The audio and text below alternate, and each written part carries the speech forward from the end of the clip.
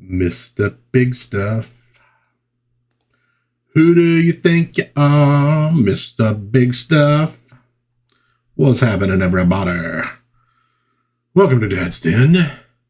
I was just playing with Manny faces here a minute ago because it's still sitting on my desk. I was doing stupid things.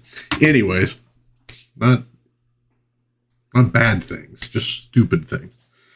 I'll post it on Twitter later. How's everything going, everybody? Everybody, how's everything going, everybody? It's something I got from an old DJ here in Vegas. It is Sunday. We are halfway through August. Got a few things to chat about today on the stream. Strangely enough, it's all stuff that I'm like, if I'm honest, I'm probably not super interested in. One of them I might be, but there's a few cool new releases coming up. I'm looking at my list right now, which is why my face is over here to the side. And I got a little comic haul. Hey, Man of War, Idle Hands are the Devil's Workshop. They're right here. You can see them. They're right here. But now they're not. It seems to be working. Well, it seems the stream is working. I don't know if the stream is working, but something's happening anyways. And I was going to probably bag and board a few comics too while I'm at it, since I had a few left to go from last time. So, let's jump into things. Starting on a sad note, I must say, rest in peace to Ben Jones, Cooter, from the Dukes of Hazzard, and of course a former congressman. He was one of my favorite characters, honestly. Again, I like Scotty on Star Trek. Cooter is the Scotty of the Dukes of Hazzard. He keeps things rolling. He's got the boys' backs every time. I love that kind of character, and Ben Jones was really good with that part. And another guy who never showed contempt for the fans or anything like that. You know, I'm not saying anybody from Dukes of Hazzard did. I don't think they ever did. Good folks, you know, on that show, honestly. But man, that was like such a big part of my childhood, was the Dukes of Hazzard. A huge part of my childhood. I've talked about this before. I grabbed it before the stream this time. Again, you can see my hands. No. I grabbed it before the stream this time. It's really hard to make it out at this point, but I'll take the image down for just a moment. But this is the autograph I got. I'm trying to get it where you can kind of make out a little bit where the police cars are, but this is the autograph I got from Tom Wopat at the Autorama. Man, there's no date or anything like that, so I have no idea. It says Matthew, all the best, Tom Wopat. Now, of course, being the age I was, I wanted an autograph picture of the General Lee, not the actor. But it was friggin'. He's got to be the first celebrity actor I ever had contact with in my life, because I don't know, I was maybe 6 years old, maybe about 6 years old at the time. Couldn't have been much more than that. Let's see, Duke started in 70. Well, no, I'm totally wrong, because Duke started, I think, in 79. I would have been 7. Yeah, so I was probably 7 or 8 years old. Autorama was just friggin' rad, and that it went around. So some of you out there might have gone to an Autorama at some point in your life, but it was basically a big car show, and you'd have the General Lee at that particular one and things like that. But it was a big moment in my life, meeting Tom Wopat and doing my Roscoe P. Coltrane impression for him. She was very kind about. Never got to meet Ben Jones, but awesome dude. God bless him and Godspeed. So sad. It's I'm at that age where Yeah, you're losing a lot of people who, you watched and looked up to from pop culture, unfortunately. And of course also, people in your personal life as well. And it's, one of the rougher parts of getting older, but what can you do? Everybody has to go through it. So maybe on a happier note, maybe not. CBS Friday nights, Duke, Hulk, and Dallas for a bit. I think you're right. That sounds okay. Dukes and Dallas, I'm almost 100% certain were on the same night. I'm just about 100% certain that is correct. Because I feel like I looked it up for some reason at some point. Let's see. CBS lineup. Dukes. That did not come out Dukes. Dukes, Dallas, Hulk. Let's see if this thing can figure out what the hell I am talking about there. I bet it can.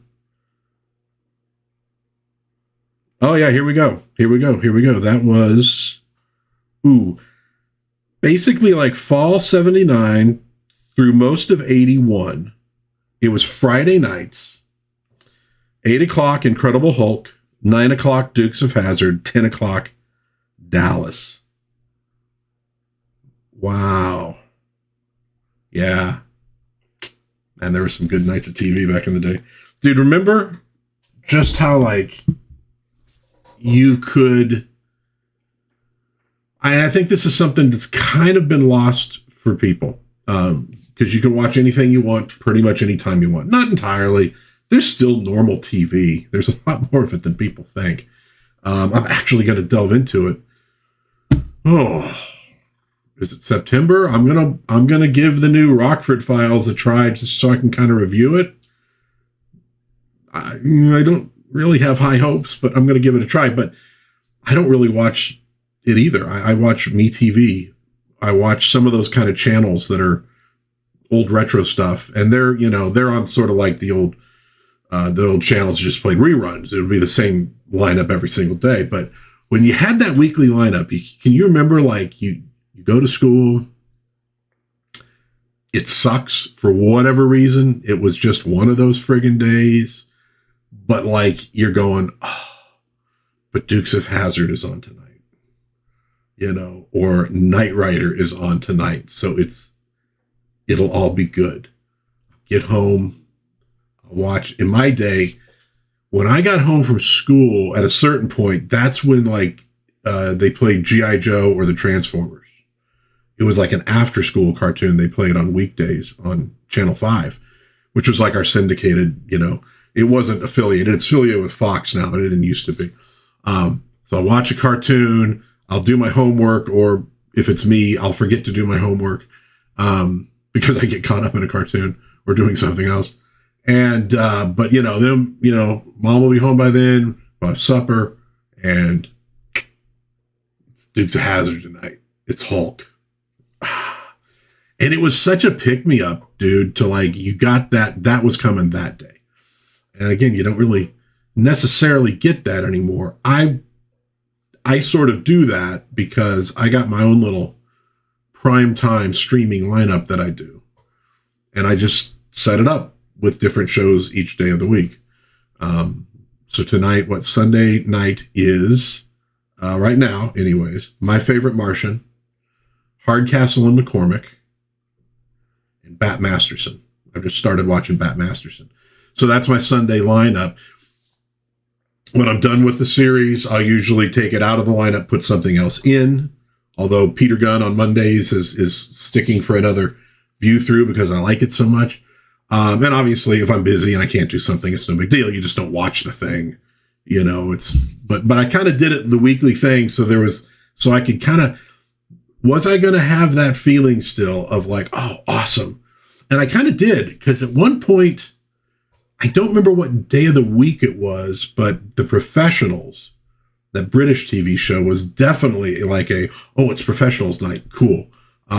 right now, the nights I'm excited about are Hardcastle McCormick on Sundays, Riptide on Tuesdays, and Simon and Simon on Fridays. Those are like, right, like, all right, Simon and Simon tonight. You know, that's it. It was a thing, and I was trying to see if I could duplicate it, and I kind of did. Manowar says, my after school was Battle of the Planets or Elvis movies, then Star Trek before 6. Ooh, yeah, that's good. I'm trying to think when with Star Trek was definitely like a pre-primetime thing in reruns. Yeah, it was. Battle of the Planets. I watched it when I was younger, but I could never figure out when it was on. It feels like they played it on the weekends, but it probably would have been a Sunday, you know, because if it had been a Saturday, but it wasn't on one of the major networks, I probably wouldn't have caught it because I'd been watching, you know, Saturday morning cartoons and had to share the TV with my sister. So it's probably Sundays, but I can still remember being like, I could never remember when it was supposed to be on. So I would almost catch it randomly. And I still remember going to a electronics store with my parents once. And again, this is probably on a weekend. And, you know, normally you're kind of bored.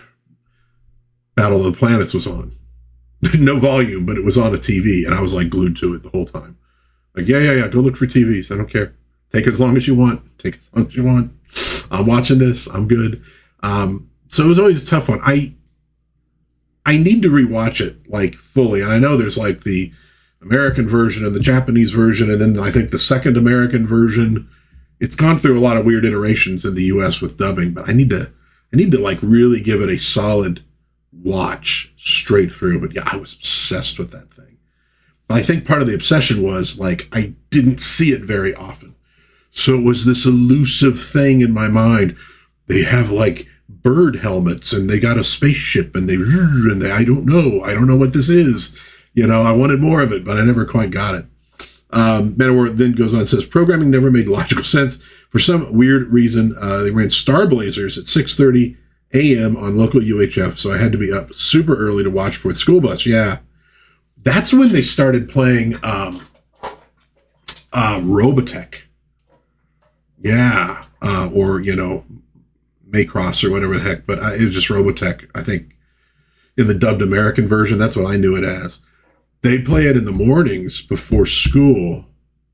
I don't remember if this was elementary. I think it was more like junior high at that time when they started playing it. Again, I think it was on Fox 5. Yeah, it had to be because they had like Good Morning America and Today Show and that crap on the other ones. Yeah, so it's probably 5. Well, I said Fox 5. It would have been just Channel 5 at the time. And yeah, it was the same kind of thing. Like, I don't think I was able to ever finish an episode because I had to hustle out to get to school. I'm trying to think if my mom drove me. I know I didn't take the bus. I know I walked home with my best friend. We would walk home from junior high. I don't think I walked to it, though. We always walked home from it. Stealing pomegranates off somebody's tree because it hung over the wall. So we'd have to just hustle out because she was probably heading to work too. She was a teacher. So I never would get to watch like the end of an episode. I probably missed like 10, 15 minutes or something like that. But it was the same kind of thing. It was like, it was just, there's friggin' airplanes that turn into robots. What the heck is this? Because I think now I'm having to question things. Did I see that before or after Transformers? When was Transformers first on the air?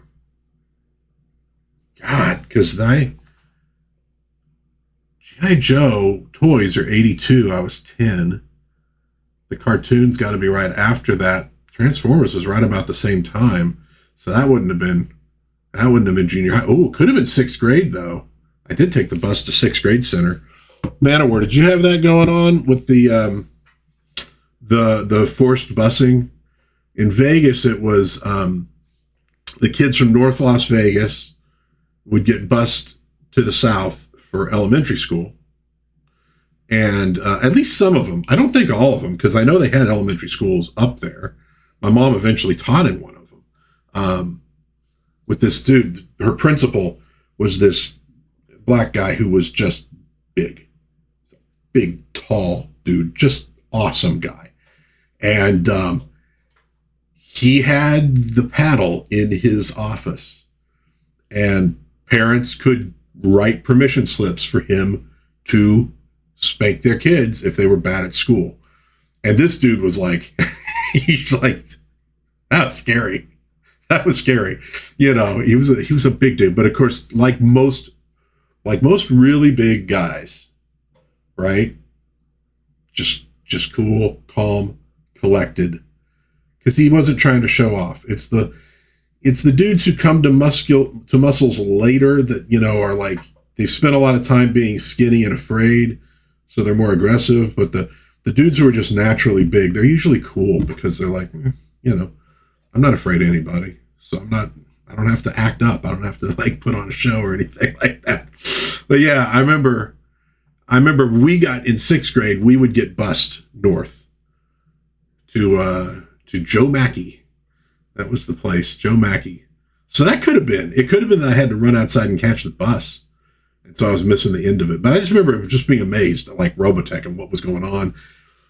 It wasn't my first anime because I'd obviously seen Battle of the Planets. Hadn't seen Star Blazers though. We didn't get that one in Vegas. At least I don't remember it. I'd seen Speed Racer when I was a lot younger. But I think it was the first time I could really appreciate the difference in the animation and just like, wow, I mean, this is way better than Hanna-Barbera, you know, at that point in time. It was just amazing stuff. Absolutely amazing stuff. I look at some of the stuff nowadays and I mean, it's good, but some of it's like a little over the top. It feels like they're trying to show off what they can do, but it's not always that good for the story. You know, I'll see clips and I'm like, it's impressive, but it's a little too much. It's a little too over the top. It's kind of like some of the art you get in comics nowadays where it's like, it's really good art, but is it sequential storytelling? You know, there's guys who told better stories with less detailed art. Some of this stuff feels like a lot of pinups put together. The dude who bridged that gap, probably the best with Dave Stevens. Unbelievable freaking art. Really good storyteller as well. Menor says, we lived rural. We had no recourse but to go to the closest 25 miles away. Gotcha. And yeah, elementary school principal had the Board of Education hanging on the wall behind his desk. Yeah. Oh, they don't even give you a good talking to anymore. Lady, Gwendolyn. Dear. I don't think they even do that anymore. I mean, you know, I have a daughter who's a kindergarten teacher. So, and she's had some problem behaviors. Obviously won't go into any more of it than that. I won't give any examples, but there's been a couple problems. And she's got a great principal and they do what they can, but you know, they're kind of limited in what they could do anymore. And a lot of it seems to hang on the parents. If the parents are good parents, but they have a kid who's just trouble, and sometimes that happens. You know, Man of War's parents probably know that. But you know, sometimes you get that, and then the parents really want to try to make things better. Some parents don't give a crap, and they have a lot of control, and they can just sort of like, I don't care, you know, whatever. They're not gonna intercede. They're not gonna do anything to try to improve the kid's behavior. So it puts them in a rough position. He had a notoriously short temper. Ironically, his name was Mr. Volcano. Wow. Yeah. We had a pretty good principal in elementary school. Mr. Terry. He's a nice guy. He was a nice guy. The only time I ever had to go see him was there were some kids who were trying to bully my sister. And obviously I'm, you know, older than her. Well, I guess not obviously, but I'm older than her.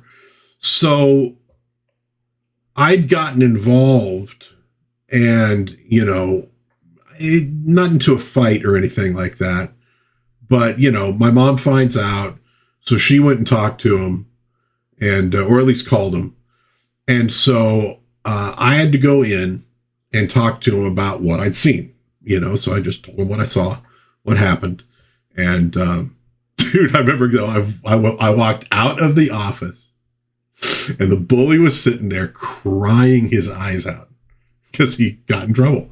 And I'm like, you're not such a big bully anymore. And I'm pretty sure I was bigger than him. I think he was about my sister's age. So I was, and we're talking elementary school where like you're, you're physically taller, bigger at every grade. So I have no doubt whatsoever I could have kicked his ass, but no, I don't believe it ever came to anything like that. But that's the only time I ever had to talk to the principal. His son was in some of my classes. I do remember that. Dude, I'm droning on about nothing here, but whatever. It's my show. Avengers Doomsday. The second trailer has been released. Huzzah. Yeah, only I can bully my sister. I never bullied my sister. She bullied me, if anything. She was a punk. She still is a punk. She doesn't watch this, so it's like I can say anything I want. So what is there to say about the Doomsday trailer? Well, look, to start with, just my own personal where I am. I had an amicable separation from the MCU right around the time of Black Panther and Thor Ragnarok. Initially excited about Black Panther. They hired a racist to write it. I wasn't interested. Thor Ragnarok, I wasn't going to go see. I ended up getting dragged to, and I was not well pleased. Okay. But at that point, I was kind of like, I think I'm done. I also kind of realized I hadn't liked most of the movies in the MCU at that point. There were a few that I dug. There were a few that I didn't really care for. I was like, yeah, it's not really the comic books, and that's kind of what I'm interested in, so it's fine. MCU, go ahead. Do your thing. So I stopped watching it a long time ago. If I'm completely honest, I don't think there's anything realistically that Disney could ever do to get me interested in it again. It's just too different from the stuff that I actually like, but that's fine. It's its own little thing. But yeah, so just so you know where I'm coming from, I'm not going to pretend that I'm super offended by any of this stuff. I'm really not. I just honestly don't care. You weren't derailing anything, Man of War. This is what I like. I like chatting with people. So some of the visuals look pretty good, and some I think are a little over CGI'd, but that's pretty normal for all movies nowadays of this kind. That's not weird. It looks like it's going to be really, really, really, really messy because it is cameo heavy. And whenever you make a movie like that, it's going to be messy. Some people can do it better than others, but most movies of that sort are honestly not very good. Part of the reason is that even if there's just a couple little cameos, if it's meant as a cameo, the whole movie stops when the cameo person shows up. It kind of disrupts the flow of the movie very often because nowadays they want to be like, look who it is. It won't be just like, you're watching a show and Manny Faces just happens to walk by, which is how they would do it maybe once upon a time. Now he's walking by and then the camera zooms in on him. Oh my God, look who it is. You're supposed to know this person. Wow, it's cool. He's on, so it's tough. But even in the old days when you'd watch like some of these movies that would have really massive casts of well-known people, it's a mad world. Is a good example. Robert Altman, I want to say, is the director who would do that with a lot of things. You'd at first be excited, like, wow, look at all the people in this. It's going to be rad. And they'd always turn out to be just kind of mediocre. They don't flow that well. So, I have a feeling it's going to be that kind of movie. Now, that doesn't mean it's not going to be a crowd pleaser. Deadpool Wolverine, crowd pleaser. The Spider-Man No Way Home, crowd pleaser. That can still work very well, but it will tend to make for a messier story. You can get, some good stuff out of it, but there's going to oftentimes be issues. I do not like the MCU Thor in the least, and that is nothing against Hemsworth. I kind of dig him. I think he's cool, but I do not like what they've done to that character. I'll be honest with you. I didn't like it really from the very start. I don't like the way they framed the character, which was bad because Thor's like one of my absolute favorites in Marvel. I had high expectations. They were not met with the first Thor. I liked the second one just a little bit more, which I know most people hate. Hated the third, wouldn't go watch the fourth, and I don't dig what they've done to Thor. So that's unfortunate. He's obviously a big part of it. Pedro Pascal is a poison pill for me. It's a deal killer. I won't watch anything he's in. But I will say, in the one little scene they showed, it looks like he's actually trying to act instead of just talking out like this the entire time. But normally the way he'd deliver that line would be, "Did you do that, Victor? Victor, did you? Did you?" He's actually trying to act, so I will give him credit for that. But no, not happening. Magneto looks absolutely friggin' infirm. And maybe in the movie he is, I don't know. But I gotta be honest with you, this kind of made me sad. Rather than being like, cool, Ian McKellen is back. It was just kind of like, oh, it's okay. Well, all right. God bless your body. But yeah, it just, I think maybe the time was, or maybe they could have used just made him look a little bit younger. Remember, comic book characters, for the most part, don't get older unless they're doing imaginary stories. So making somebody just look a little bit younger and more vital, I don't think would be that big of a deal, honestly. My daughter lost interest in the MCU at a certain point as well. She stayed on longer than I did, but eventually she kind of just stopped watching the movies. Marsden, and who, by the way, looks really good in that. I loved Marsden as Cyclops. I thought he was perfect casting for it, and he played it extremely well in those old X-Men movies.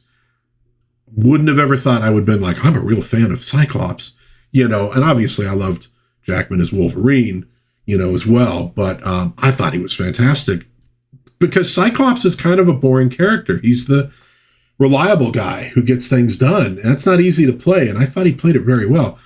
But with him and Hiddleston in the movie, my daughter will probably go watch it. It's a real possibility, although she did watch the Loki TV series and she did not like it at all. So even him, that didn't bring her back to watch more of that, so maybe not. But I think that kind of gets down to the heart of the whole thing is it's going to be a key jangler, and it's probably going to be a pretty successful key jangler. If you're already an MCU fan, you're going to probably dig it. I don't know why you wouldn't, especially if you've sat through some of the stuff they put out. I don't think anything will stop you, right? If you're a comic book fan who kind of went, it might bring some of them back, right? Hey, look, it's Doom, and he's bringing these sentinels up out of the ground. Again, it's kind of key jangly, but it could work because, look, some people are like, I've always wanted to see that on a big screen, in sort of live action. I don't blame them for wanting to go see something like that. I don't blame them at all. And it might bring some of them back. Will it bring all of them back? Well, I don't know. Will it bring in the normal audience? I don't know. Those other movies with a lot of cameos, they did extremely well. So it probably will. But if you look at a lot of the people getting the cameos in this thing, the heroes, it's heroes that people did not go see in their own movies. For the most part. I mean, Shang-Chi did pretty decent, I think, but it was during the huge hype of the MCU, and there's been no follow-up on it whatsoever. So, kind of like with the Captain Marvel movie, they finally did a sequel. It really wasn't her movie per se, and it didn't do that well.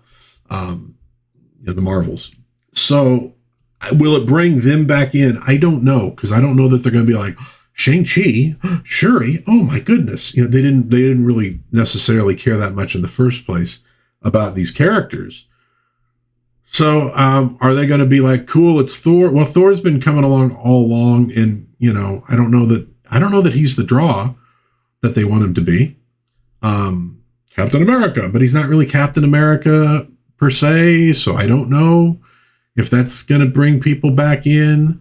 Hey, they should bring back Tony Stark as Iron Man. Oh, yeah, they can't really do that. I don't know. That's going to be the big question. They planned this movie as a loss leader in the first place. Like, they spent a god-awful amount of money on this thing. It has a budget that if it was doing as well as Spider-Man Brand New Day right now, it would still be losing money. So for this thing to actually break even, it would have to do just colossal. And they know it's probably not going to, because they have lost so many people. And a lot of them are resistant. They're not coming back. They don't want to come back. So they're okay with that. They're okay with losing the money. The idea is to prime the pump. If they can get a lot of comic book people to come back, if they can get a good number of normies to come back and watch it, that's the plan. And they think that will help them with the next movie, which will reset things, but not really reset things. They're already kind of vacillating over that stuff, which tells me they don't have a clear direction. They don't really know what they're doing, and they still are not grasping the problem. Look, if Disney grasped the problem, they would have fired Kevin Feige, because that would have pleased a lot of people who were very displeased with what Disney's done with the MCU. Likewise, they would have fired Kathleen Kennedy for all the people who are very displeased at what she did with Star Wars. Folks want a little bit of blood. They want to see the people who screwed things up actually pay for it in a real way, even though they would have probably left with golden parachutes and been just fine. It would have still been good. Kathleen just walked away? No, you probably should have fired her. You know, you're fired. You screwed up. You did a bad job. Feige, you screwed up. You're out. Go. They're not doing any of that. So I don't think they really understand the problems and why they've lost such a big chunk of their audience.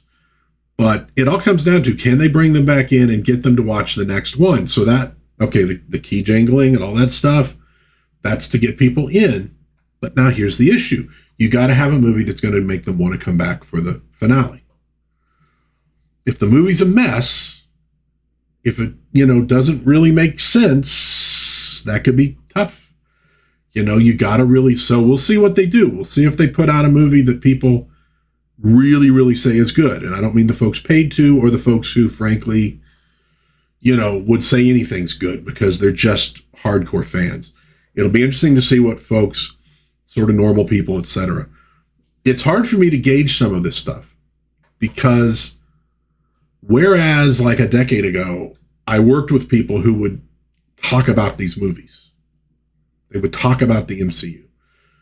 Have you seen it? Are you going to this? What'd you think of it? That kind of thing. I hear nobody talk about it now at all. Nothing. Okay, so you go, it must not be very popular. I've heard nobody talk about the Spider-Man movie at all. Just normal folks I work with, not one word of it. I hear nobody talk about The Simpsons. It's still on. Nobody talked about Spider-Man. It's up to $2 billion. So it's difficult for me to gauge, are these things really reaching out and getting to people? It's just not a topic of conversation anymore at all. That suggests to me you're not getting back to your heights. And maybe you could build back up to your heights. You're not getting back to your heights at this point. It is not a topic of conversation among regular people.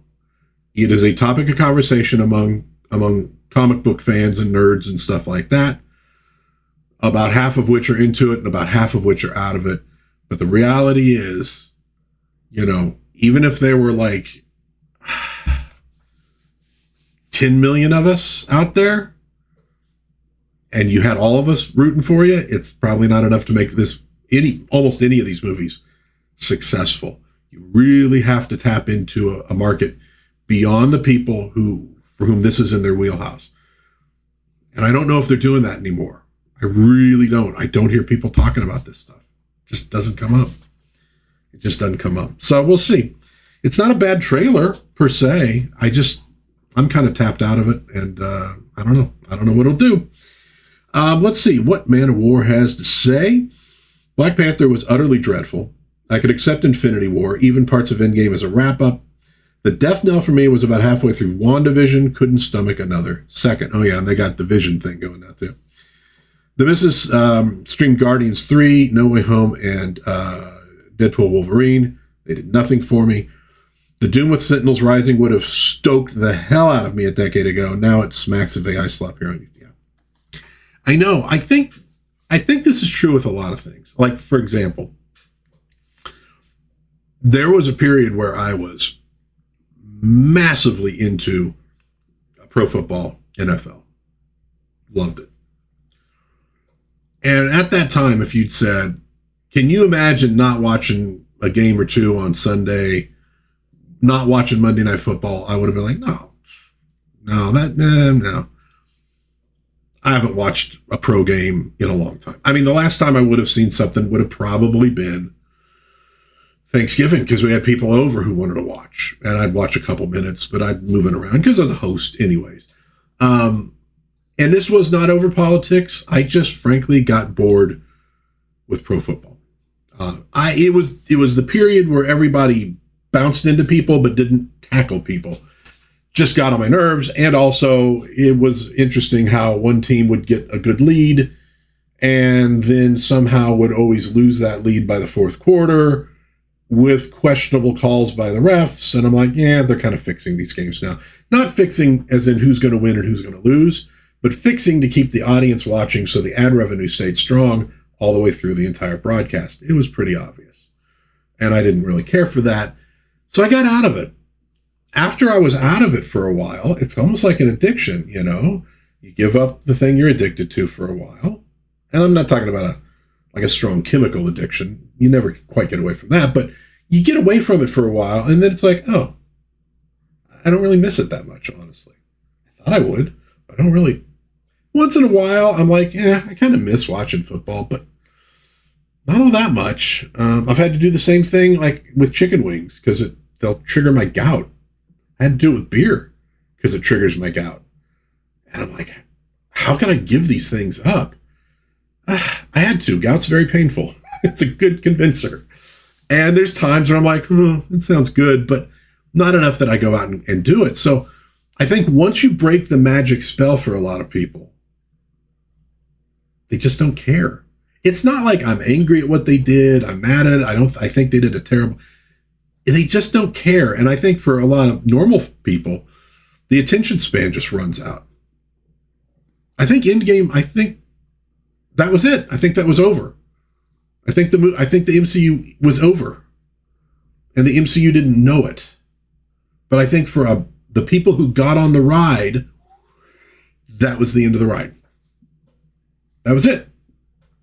And I don't know that if all the movies that came afterwards had been pretty good, I don't know if they would have been able to get back where they were. Because I think a lot of just normal people were done. They'd watched the MCU. They had fun. Let's move on to something else. Just kind of how I feel. Manowar says, you're speaking my language, brother. I admit I gave up NFL when they all signed. Yeah, knee problems in 2016. Yeah, I know what you mean. I was a lifelong Saints fan for 40 plus years, and don't miss a second. My Sunday and Monday nights are a lot less stressful as a bonus. Here's one good thing you could do, though, Man of War, and I've done this. Get a little hankering for football. Remember how in the old days they would tell you that you cannot tape these broadcasts and share them? It's against the. There's a lot of them on YouTube. You can go on YouTube. You can find an old game, and frankly, if it's old enough, you don't remember necessarily who won, who lost. If you don't look it up, it's kind of like watching a real football game. I mean, if it's a Super Bowl or if it's a playoff game, you probably remember. If it was an old Saints game, you might have a good memory of that particular game. But if you just want to see old school NFL, 70s, 80s, 90s, there's a lot of games you could just throw on, sit and watch a game, drink a beer, watch old school football. Get to see some of the old announcers again. Madden or whoever. Oh, Howard Cosell. People made fun of Cosell. I never really knew why. As a kid, I really only knew Cosell from the impersonations. I watched a couple old games that he was on, and I'm like, oh, this dude is freaking terrible. Oh my God, he couldn't shut up quick enough. He didn't know shit about football. Nothing about football. The guy was terrible. Everything he said was pointless or wrong. It was always, well, actually, Howard, you don't really want to do that when you're a coach because it's terrible. It's like totally got it all of a sudden. Oh yeah, this guy's awful. He's really awful. The best Howard Cosell I've ever seen. SCTV. Look up the. It was the Battle of the PBS Stars, and they have Cosell announcing a boxing match between Mr. Rogers and Julia Childs. John Candy is playing Julia Childs. Martin Short is Mr. Rogers. And it's one of the funniest things I've ever seen, and has one of the greatest lines I think I've ever seen in my life or heard in my life. Fantastic. It's a great Howard Cosell. I'm trying to think. I think Eugene Levy. I think he was doing Cosell. Anyways. And Rick Moranis was Dick Cavett. He did a really good Dick Cavett. It's a Saints, man. Other than about 4 seasons, a lot of that you want to forget. Yeah, that's true. Yeah, the Saints were rough for a long friggin' time, weren't they? Dude, I'm at a point now, I've said this before. If you told me circa 1982, no, maybe a little after that. Let's put it later than that, because I wasn't really collecting comics yet. So put it somewhere like around 86, 87. If you said to me, in the future, they're going to be making tons of comic book movies. And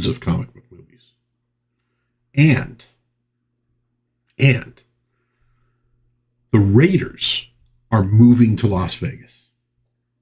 They're moving to Las Vegas. I would have been like, the future is going to be so bright. It's going to be so beautiful. Because I was a Raiders fan, mostly because I put bets on them with other kids when they played the Redskins in the Super Bowl, because everybody thought the Redskins were going to win.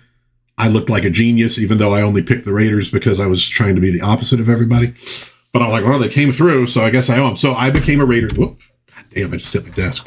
I became a Raiders fan for like a long time. And I finally just gave up because, hey, we drafted another Heisman Trophy winning running back. Oh, good. That gives us, 13 of them now on our team? Could we get a line or something? Or maybe some other skill positions? That might be good. So I got tired of the Raiders. And so then here we are in the future. Comic book movies. Star Wars movies are back. They're going to make Star Wars movies again. The Raiders are in Las Vegas. I care about none of it. I just don't care. It's funny, but there was a time when, this is the greatest thing in the world, man. This is going to be the greatest thing in the world. I'm actually going to have a pro team in my city, and it's the Raiders. It's my favorite team. Times change. But look, for all the people out there that freaking love the Raiders, dude, I'm with you, man. I'm super happy for you. I am super happy for you. If you love all the Star Wars movies, you love all them, I'm happy for you. I'm not begrudging your happiness or that these things, it's just funny to me that once upon a time, Star Wars comic books, the Raiders would have been like a trinity for me. And, 30 years later, 40 years later, it's like, whatever. I was pretty happy when the In-N-Out opened up about, 5 minutes away. I have that.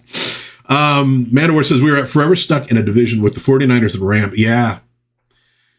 And wait, no, the Bucks were in the Central Division. The Falcons. Yeah. Yeah. The NFL West. LA, San Francisco, Atlanta, and New Orleans. The NFC West. That was crazy. That's crazy. Yeah, and then the Central was what? They get the Buccaneers in the Central Division. but it was Bears, Lions, Vikings, Packers. But I always thought that was funny because those teams had like a pretty good amount of history with each other.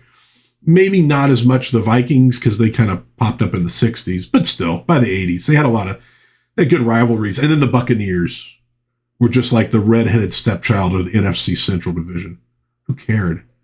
You know, it always was weird to me. I was glad when they kind of reorganized because finally you had an NFC South, and I'm like, that's where your rivalries are going to develop. You know, that makes a lot more sense.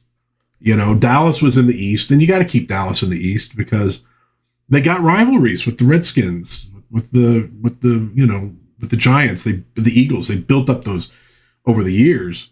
So it makes sense, even though obviously they'd make more sense being like in the central, you know, geographically. But yeah, putting the Saints, Falcons, you know, Buccaneers in the same division, I think made a lot of sense. They finally did all that stuff.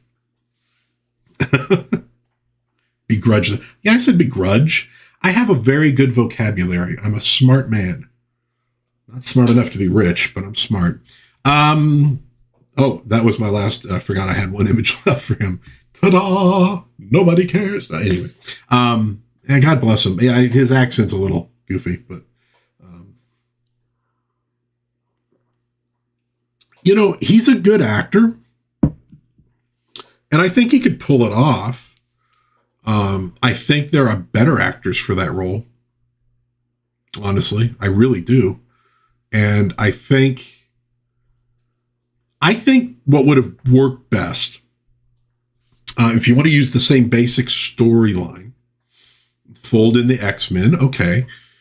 Fold in the Fantastic Four, even though it wasn't a real popular movie and has Pedro Pascal in it. But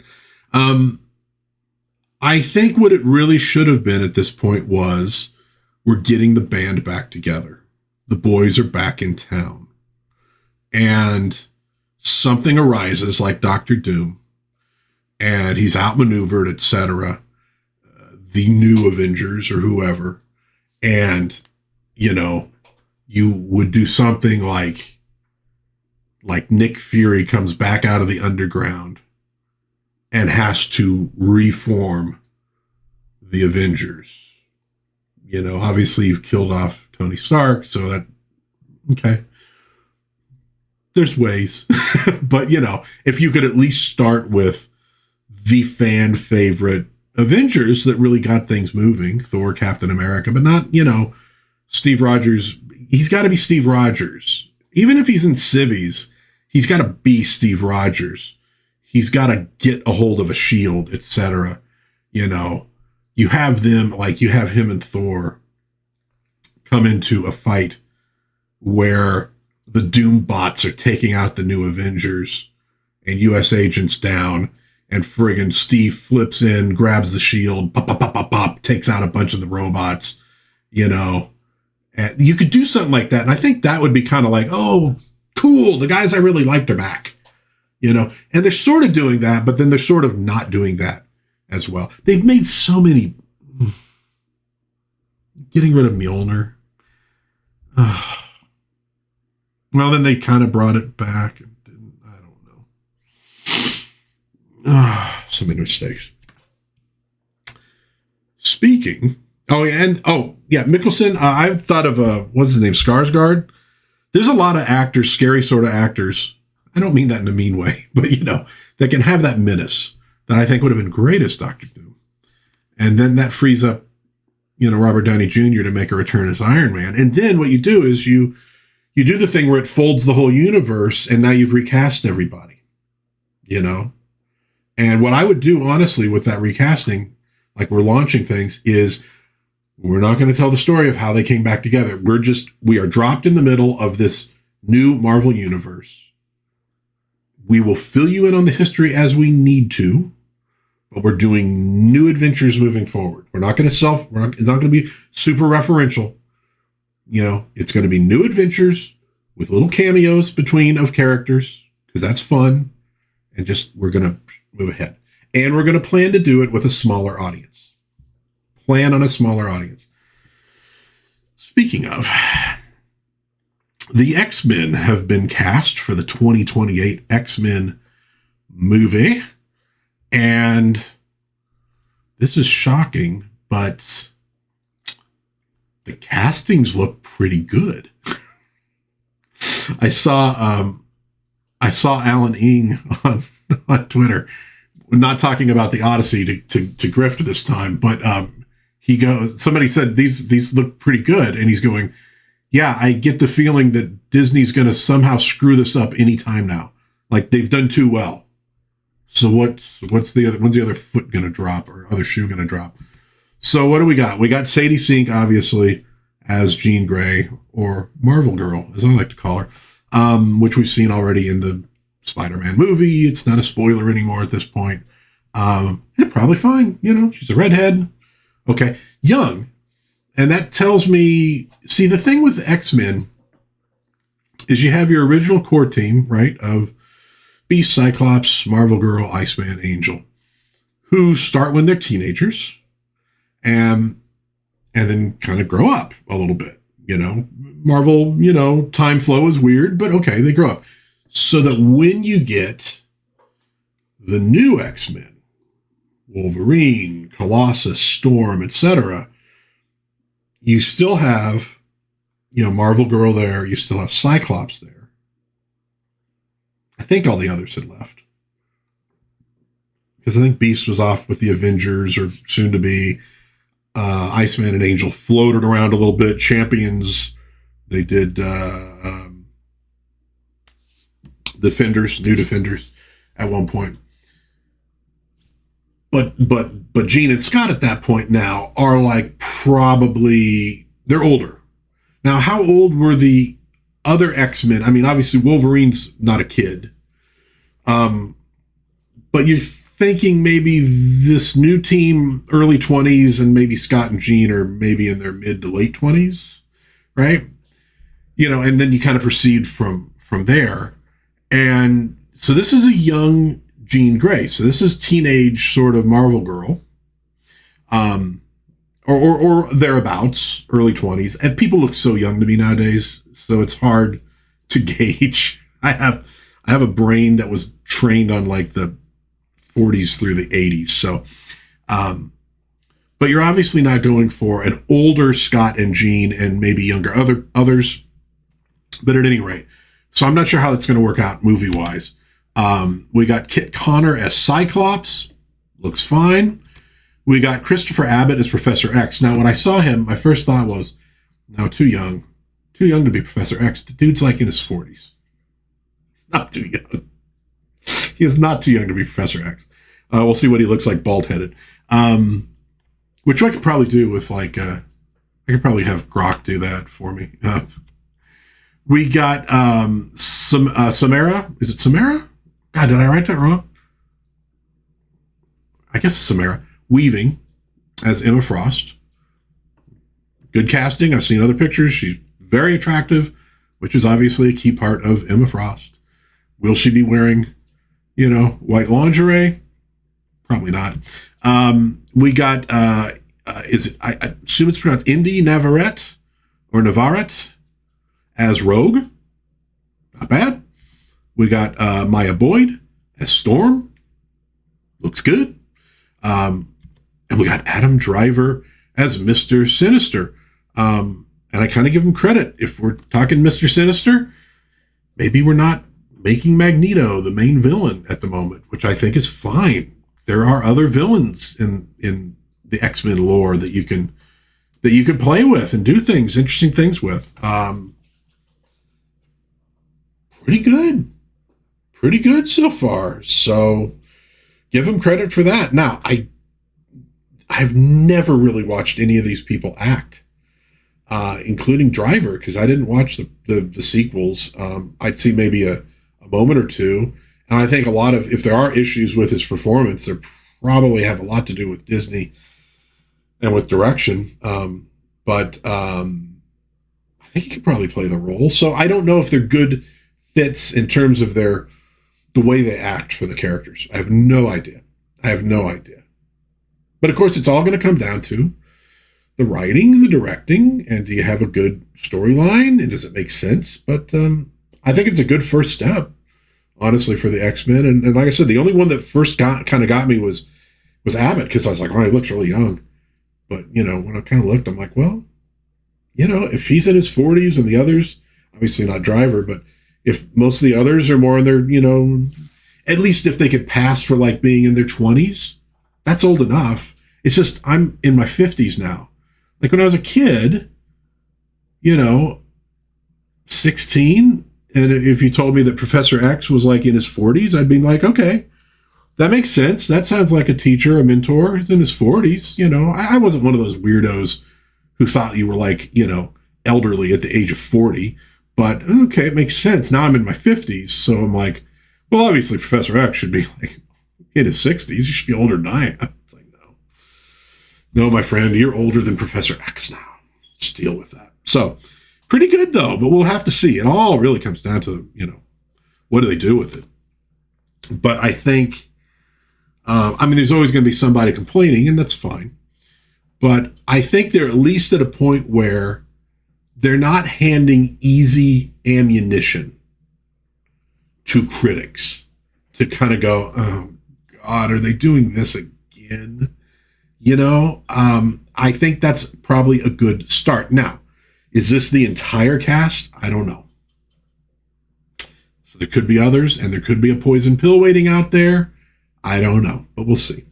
We'll see how it works out. Hey, good luck to him. The other thing that I noticed, I should say, Man of War. If they were going to recast an MCU actor anyway, personally think Mads Mikkelsen. Oh, yeah, I read that one. Okay, oh, hell, the guy who voiced Red Skull when Hugo Weaving wouldn't come back, that guy could have nailed the accent and menace, especially if they didn't show the face. But then again, we know MCU can't wait to... Yeah, if you found a really great actor who was sort of unknown, that could work, because then it's not as big a deal to show the face. And a lot of actors do voice work where you don't see the face. So, but at any rate, the other thing that came up this week that I thought was a little interesting, Lethal Weapon 5. Apparently at some convention in Boston, Mel Gibson mentioned that the script for Lethal Weapon 5 is finished, and he's hoping to make it happen. Now, I know Danny Glover has some health issues, so I imagine, you would have to do that. But, the line that obviously comes right to mind is, I'm getting too old for this shit. Are they? I don't know. I generally am not a fan of this kind of thing. But I will say,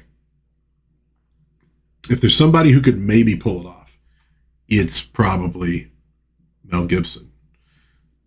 He's, good filmmaker. But he obviously has genuine affection for the series, for the characters, for Danny Glover. You're looking at two people with pretty different political viewpoints who stick with each other, don't care. The friendship is what's important. God bless both of them for that. But, on the other hand, it's like, I don't know what you're going to do with this. It could be, but if you took a really intelligent tack on it with these two guys who are old at this point, right?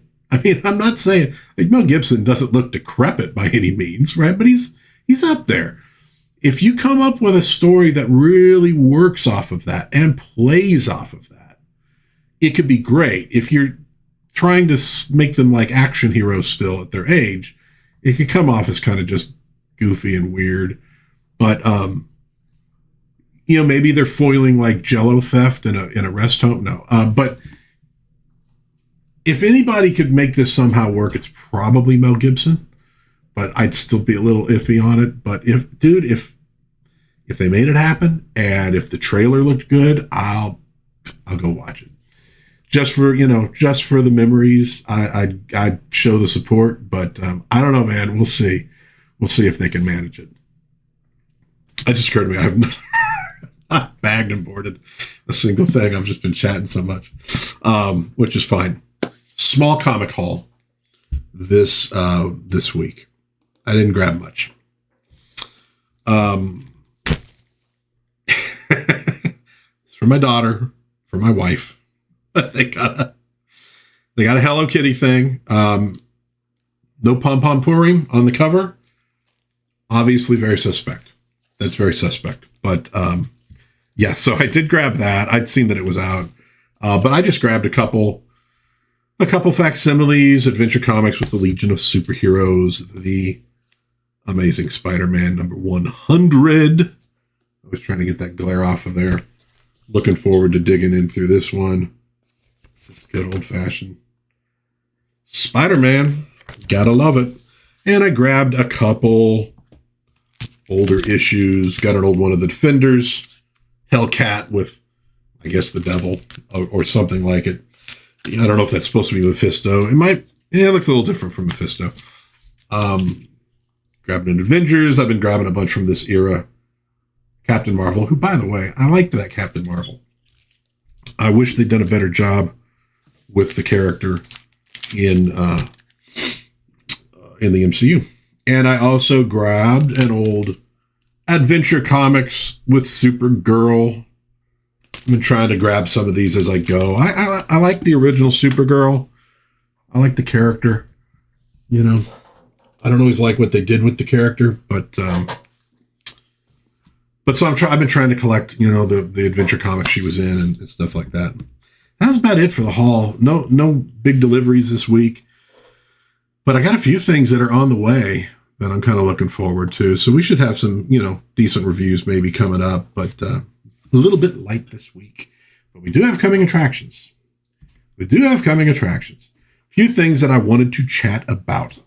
So one of those is, and this is making the rounds on Twitter, is Universal's Initiative by Mark and Chase Polton. Galaxies burn as Earth's mightiest heroes unite against cosmic conquerors in an epic battle for the future in this exciting new book series. Speaking of exciting book series, Tiger Cider. So this one's doing well at fundmycomic.com at the moment. It is going to be a big epic. This is the first one. It's 64 pages. There are more coming. It has, let's see, artwork by John Malin and Dan Dahl. Covers by Joe Bennett, Deborah Carita, John Malin, and Rob Liefeld. All 4 covers you can get as a group for $100. Otherwise, $25 for 3 of them. The Liefeld cover, which is an oversized deluxe edition, is $40. So and it seems like it has a pretty good vibe of like the 90s, kind of 90s style Marvel kind of stuff. So if you're into that, you might want to check out the Universal's Initiative. It is on Fund My Comic. Now, Manowar says, speaking of Don Coscarelli flicks, rest in peace, Reggie Bannister, who played Reggie in the Phantasm. Oh, yeah. See, I didn't grow up on a lot of the horror, but I'm aware of the Phantasm movies. Yeah, those are ones I probably need to watch at some point. I need to have a good, proper education, you know, in 70s, 80s horror.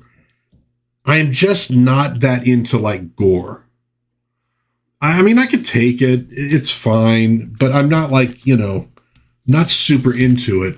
So it's not stuff that I watched a lot of. And I don't know, you know, if it's a movie that's primarily about gore, I don't know how into it I would be if I would just, you know, really enjoy the film. But I do need to watch more of that stuff. Look at that. Batman and the Phantom Stranger. What was it, oldie? I got that in an eBay auction. Just had a bunch of old Batman stuff. It was a decent little haul. It was pretty cheap. Get lucky sometimes. I was trying to grab another one and bidding on it went a little bit crazy. So I usually, when I'm doing eBay, I start with my highest bid. This is what I'd be willing to pay. Yeah, that's it. And then as I lose, I don't care. There's that jail. Still waiting for the 4th one of that to come out. Unless I somehow missed it, but I've been going to the shop. It's kind of funny, I guess, while Nerdrotic was in town for the F&T meetup, he stopped by my local comic shop. I wasn't there. It's kind of fun. I hope he went to In-N-Out too. It's right next to it. Rippaverse has a ton of stuff going on right now. They have this Exclave big crossover event with all their characters, and they're bringing a lot of new books out as a result with characters that have been in other books. They're kind of getting their own stories, you know, and obviously see if it takes off for them. Tiger's Island, I know, but trust me, it's, you know, I know it looks like, trust me, it's good. But this one I just saw pop up. Oh, they also have another wave of digital comics that are out, in case you wanted to check some of their stuff out without it costing an arm and a leg. But I did notice also this week a cover reveal for Horseman #3, written by Chuck Dixon, art by Jack Hadson. That's on the cover, with colors by Marcos Martins. Internal art, of course, by Joe Bennett. I've been enjoying the Horseman series. It's interesting. It's sort of like a take on the Punisher. It's in that vein, right? And at the same time, you got Mike Baron doing his doing his version of the Punisher. It's kind of interesting seeing two guys, both, you know, former writers, I believe. I think Dixon did a bunch of those. I know Baron did. But they're given their sort of new version of the characters. And both, actually, occurs to me now, both of them are Hispanic men. That's kind of interesting. Anyhow, sorry, the tape went on crooked. That is not acceptable. That is not acceptable. That tape has to be flat. Like the anal retentive chef on SNL. Manowar might remember that. Lady Wendell, I'm sure does. So, Horseman #3. Now, that's not up for pre-order yet, but that's coming. I'll definitely grab it. I've been enjoying that. Sign-ups are now live on Kickstarter for the Street Fighter Common America crossover, in case you're interested. That imagery can give you an idea of what is in store for you. But look, the thing that's cool to me about it is Common America is sort of an indie thing, you know. I know there's people online who trash it and say they have secret funding from things. Well, for all I know, they do. I don't think they do. They seem like cool people. I've read one of them. It is manga. You know, it's done in America, but it's manga. But it does have some following in Japan as well. But it's kind of cool to see it sort of interacting, you know, with a big thing like Street Fighter. It'd be kind of the same if, like, I don't know, Coke did a Rippaverse promotion. You'd be like, oh, wow, we can kind of step it up a notch into the bigger leagues. So it's kind of cool to see that for all the folks out there who are like, you know, if it's not Marvel, if it's not DC, then we're cooked. You know, we've got to have those companies producing comic books to have an American comic book industry. I know this is more manga, but still. And the reality is, I don't know that that's true. I really don't. I think as indies, you can make some things happen. But it takes a lot of work and a lot of effort and getting your stuff out there. And obviously, you know, just a normal random person who's starting from scratch. No, you're probably not going to be in the big leagues like anytime real soon. But, Eric July, he sunk a lot of money into it. Now, he was in a position to do that because of his music career, but he sunk a lot of money into it, and that really helped. But, you know, he is also creating an opportunity for other writers and artists to get out there and get more people seeing their work and more opportunities, and potentially, if they play the social media game well, to kind of get their own little following that can maybe help launch them to bigger and better things. A lot of why Zendaya gets what she gets is because it's, the acting is fine. Sometimes it's kind of, but overall, I know her from a Disney Channel show that my daughter watched, and it's a Disney Channel show which means you had to be a little bit more animated on it. So she's certainly capable of that. But is she like the world's greatest actress? Not really. But she has a huge following. I don't know if it's Instagram or what. Huge following. That makes a difference. That makes a difference in Hollywood for casting people. It's built-in marketing.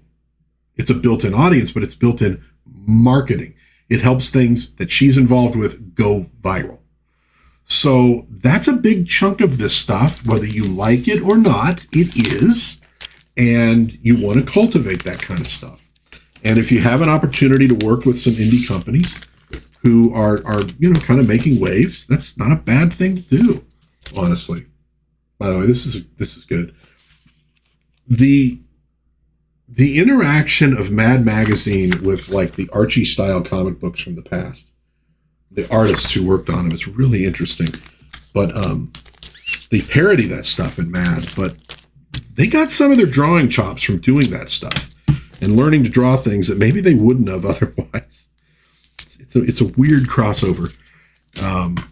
There's this whole universe of comic books completely separated from superheroes in America for such a long time.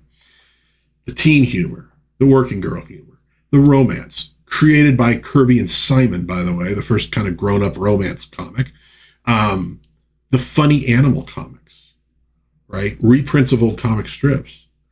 Tons of stuff that have more or less disappeared. They don't exist anymore because women stopped reading them. They went to romance novels and soap operas. But we also had westerns, we had sci-fi, and you still do, but not like the stuff that sells really, really big. Lady Windland says she misses Phil Hartman. We all miss Phil Hartman. I'm sure Phil Hartman misses Phil Hartman too. But anyway, signups are live right now, so it's not for pre-order yet, but you can check it out. Are you trying to provoke me into a comment? Oh, oh. I know what you're going to say, man. Mission accomplished, sir. Mission accomplished. I still need to... No, I read this one. I still need to read the fourth one. Can I be honest? Not that impressed. The magic of Todd McFarlane art left me a long time ago. I can appreciate some of it, but there's much better comic book artists, frankly, working and in the past. But the story in it is okay, but I'm not in love with it. So this is a big one for me. This is a big one for me because recently, we're looking at stuff. I got some Hanna-Barbera. I was a Hanna-Barbarian from childhood. I freaking loved it. Yes, I know some of the stuff that hasn't held up over the years, but still, it was a huge part of my childhood. So I went looking not too long ago because I'm like, I need to have more of these, on Blu-ray or DVD or whatever. I want to have the physical medium. So looking on Amazon, and we have like a Yogi Bear, we have a Huckleberry Hound. I'm like, Quick Draw McGraw. Gotta have Quick Draw McGraw. Love those cartoons. Not finding it. I'm finding Loopy to Loop. I'm finding all sorts of stuff. I ain't finding Quick Draw McGraw. What the hell, man? Like, I know they had to have made it. They had to do Quick Draw McGraw. It's one of their major characters. Obviously, the Quick Draw McGraw. So we start looking, and they said there was some issue with the original scans.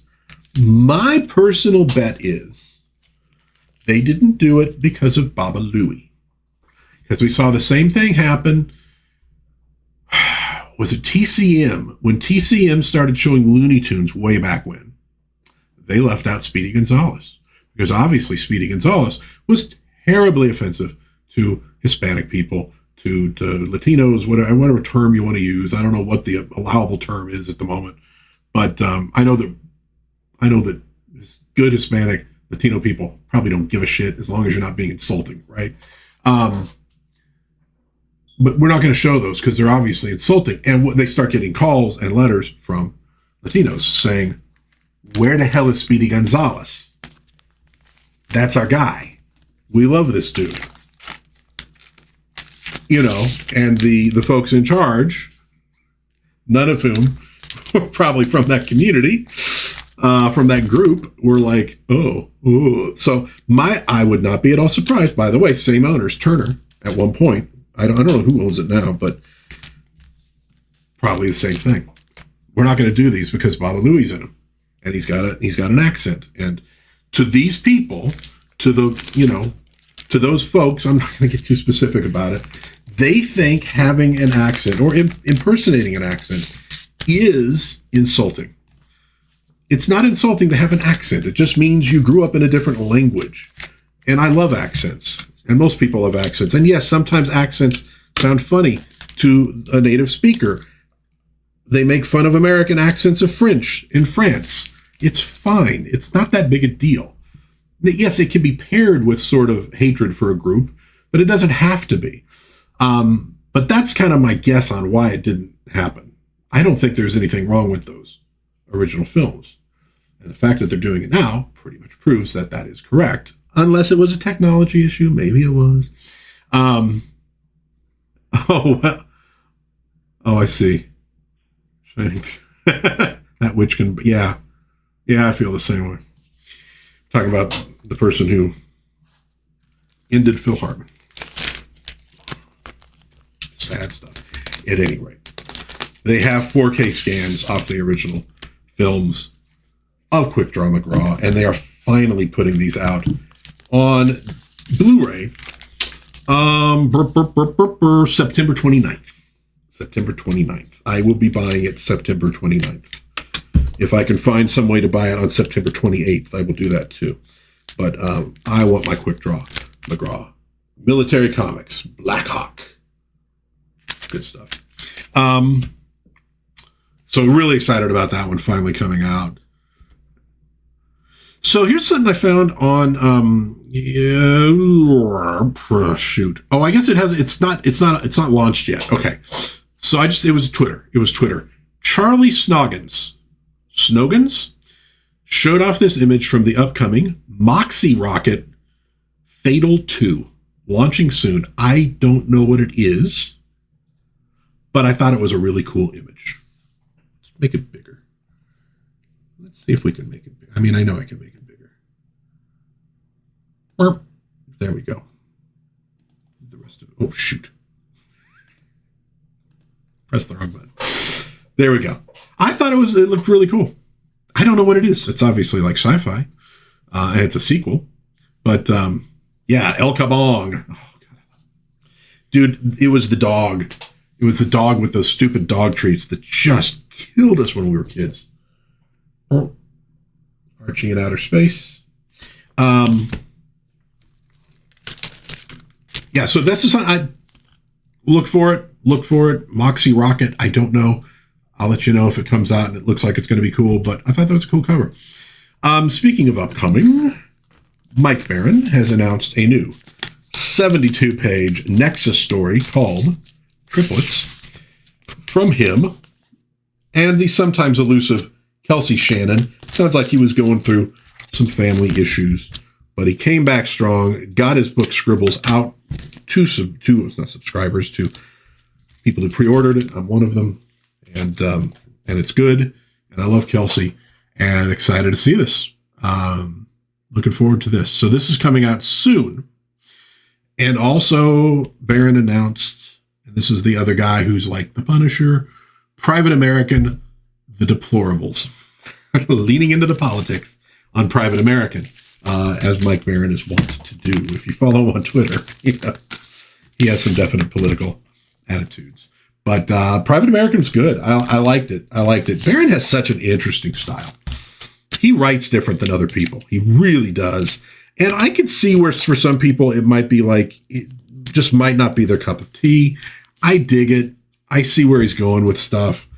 So I'm a fan. But that's coming soon as well. Not sure when, but we'll have to look forward to that one. This is another thing that looked interesting to me on fundmycomic.com. Skylights It is done entirely by Keith Morange, probably Morange, pro storyboard artist. It is a 202-page graphic novel that can be had for $34. And he said, yes, I'm keeping the price really low because he wants to get it out there. The little blurb, Skylights, is a story about listening to that inner voice that guides us to become who we're truly capable of being. It's packed with UFOs, aliens, government conspiracies, heroes, anti-heroes, villains, car chases, and high-stakes action. He wrote it, drew it, inked it, colored it, I think lettered it. He did everything on his own. So that looks pretty cool. Oh, Manowar says, I Got Fatal One was one of the first with a very labored delivery schedule. Competent book, though. I'm so far out of the crowdfunds now that I can't really give informed takes. Okay, so it may have been difficult to get it out there. Something to keep in mind with the next one coming, honestly. You gotta pay attention to that. But competent book is it's not a glowing review, but it's not a bad review. So we'll see. I just thought the image looked cool, but I'll pay attention to it as we go forward. So this one, Skylights, it's on fundmycomic.com. It is fully funded. You can still pick it up though. But impressed. It's big. One guy doing all that work. You gotta love that kind of indie hustle from somebody. Jared Alberic, the yard sale artist, is a good dude that I follow on Twitter. And I actually bought a piece of work that he did. He will go to yard sales and buy just like old kind of damaged paperback books. And he will use the pages of the book to draw an image related to the book. So there was like an old copy of Bride of Frankenstein. He drew the Bride of Frankenstein on it. My daughter loves the Bride of Frankenstein. So I grabbed it. Good artist and a good dude on Twitter. I enjoy his stuff. He's got a new book out. You can get it on Amazon. It is called The Digital 007. It is a history of James Bond in video games. It is a 402-page book. And he did say on Twitter, he was amazed at how much more there was to this subject than he thought when he started on it. $25 for a print copy, $5 for a Kindle version. So if you're into that stuff, 007, video games, etc., you might want to check that one out. But definitely a good dude, Jared Alberic, or Jared Alberic, if you want to make it a little more German. Boss Fight Studios has 2 new figures out for their Epic Hacks line. King Conan. And there's all the stuff you get with King Conan. There's obviously a bearded head as well. A lot of cool stuff. And Thulsa Doom, who comes with a few doodads as well. These are $60 each. Oh, shoot. I didn't write down the scale. They'd be the same as the other stuff they've done. King Conan arrives in May of 2027. Thulsa in July of 2027. And Manowar says, damn it. I know. Believe me, I know. I've had about a few damn it's lately of stuff going, oh, that's kind of cool. Don't need it. And speaking of which, as many issues as I've had with McFarlane lately, I dig this. This is Silver Age Robin the Teen Wonder. Pre-order up on Tuesday at the McFarlane Toy Store, so I might actually be able to get it. We'll see. Hope I manage to, but very cool. Also, there's going to be Catwoman from Hush. So that's the one that with sort of the goggles, which looks like a good figure. It's not a character I'm into, but a good figure. Bane as well. And one under, I can't remember what it was. But Tuesday, next Tuesday, the 18th, keep your eyes open. If you're on Twitter or just go to the McFarlane Toy Store, you can probably pick it up. But I think that's a really cool looking figure. Well posed there, assuming that's actually a posed figure and not a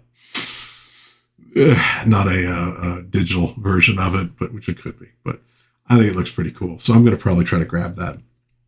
Again, gold label. So if we're talking something like, if it's expensive, it's not happening. But otherwise, I'll probably grab one. And That NECA Frankenstein I was confused about last week. It is definitely on sale for pre-order. The fur shirt, the whole thing. Fur shirt is a hard thing to say. 7 inches tall, $38. It will be arriving in the first quarter of 2027. So that is the one from Son of Frankenstein. That's where Igor first is actually introduced. It's not Igor in the first one as his assistant. They also have a translucent Invisible Man up for order, $30, with fourth quarter 2026 delivery. If you're into that, to me, it's just not all that invisible. I was really saying the perfect Invisible Man figure actually doesn't exist. You just go, look, it's my Invisible Man figure. It looks pretty good, huh? It looks very real. Manowar says, I got a car in the shop, going to be near $1,000. Oh, and I get all 4 wisdom teeth extracted in a week for a decent copay. Now you're going to have me selling it. Maybe, well, okay, put the wisdom teeth under your pillow. Quarter each. It's $1. You're on your way. Yeah, I had to have, man, you look like you went through something like I did. When I was a little kid, they extracted teeth so that my wisdom teeth could grow in. It was some plan people had. And I was like 7 and it was painful and the dentist was an a-hole and not a pleasant experience. Wisdom teeth grew in. Never had wisdom tooth problems until, I don't know, 5, 6, 7 years ago. God, no, it was definitely before COVID. So, God, maybe 10 years ago. One of them just kind of basically rotted and just about fell apart in my mouth. And the dentist who extracted it said, oh, yeah, wisdom teeth are really weak. They're really weak. And they're so far back, they're really hard to brush well. So, yeah, you really do want to get those taken out when you're younger. Well, great. So anyways, so I had to have it extracted. The first cavity I ever had in my life.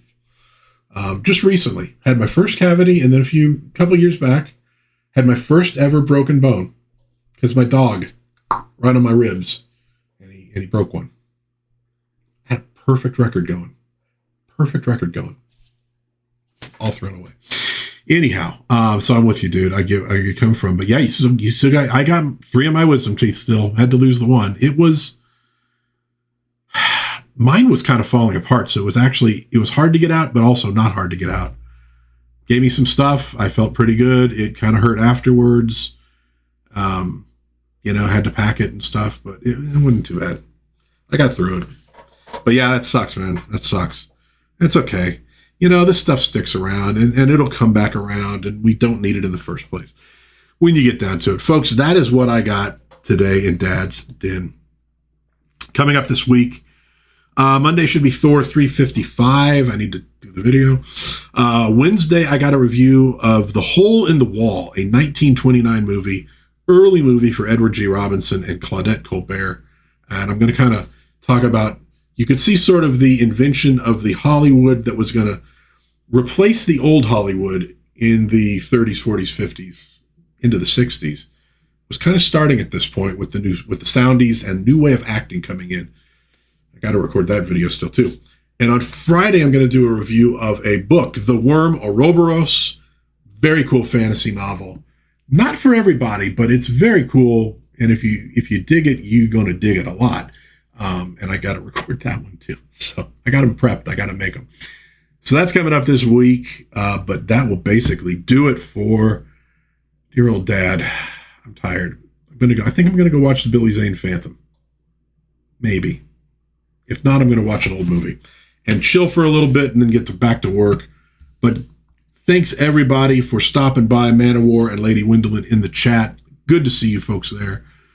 Glad we could chat about all sorts of just utter nonsense. Bagged and boarded a few books today. Not much. I've been buying so much older stuff that's already bagged and boarded. I haven't needed to do too much of that. But I do need to go through some of the boxes back in that closet because I think I do still have a few that are unbagged. I don't know when I'm going to get time to. You watch Looker. What's Looker? What's Looker? Oh, is that a Billy Zane flick? Yeah, I don't know Looker. I remember that character from The Outsiders. Not the movie, the comic book. Anyways, thank you everybody for tuning in. I do appreciate it. I hope you have an awesome Sunday. I will end with God bless everybody. Please be kind to one another. Have a little bit of fun out there. Go watch The Phantom or Looker or whatever. You know, Happy Hooker Goes to Washington. Whatever floats your boat. Go watch something cool. Chill out. Have a nice tea. Enjoy summer. Good luck, Man of War, on that dental work. Like Lady Gwendolyn said, dude, really. My thoughts are with you, man, because that will suck. But, you know, you get through it. You get through it. It's like it's not a permanent condition. You go through pain and then the pain's over and you go to the next thing. I mean, I know there's chronic pain, but not from teeth. So just hang in there, buddy. And, you know, time to get King Conan some other time. So that will do it for me. Thanks, everybody.